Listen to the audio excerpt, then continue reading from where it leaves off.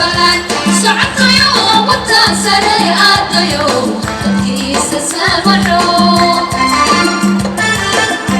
jaaliyadda Soomaaliyeed ee ka soo jeeda gobolada Jubbooyinka iyo Gode ee ku nool dalka Mareykanka gaar ahaan magaalada Minneapolis ee gobolka Minnesota ayaa waxay si weyn u taageereen madaxweynaha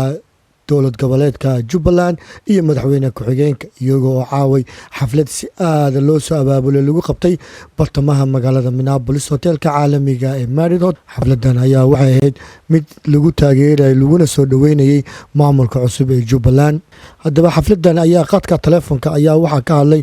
madaxweynaha Jubbaland kadib markii shaashada Skype-ga laga arkay ayaa jawigii hotelka caalamiga ee Marriott waxa isku bedelay sida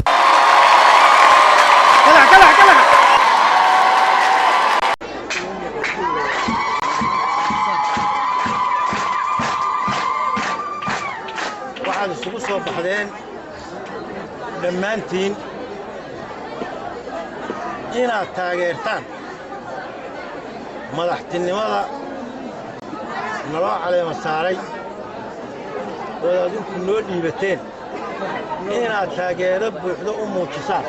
yaad isugu soo baxdeen waana idiin mahadcelinaynaa farriinna naga gaarsiiya inta aan maanta fursaddan aan isu helin inaan warka naga dhegaystaan ee aad dib ugu noqon doontaan in colaaddu dhammaatay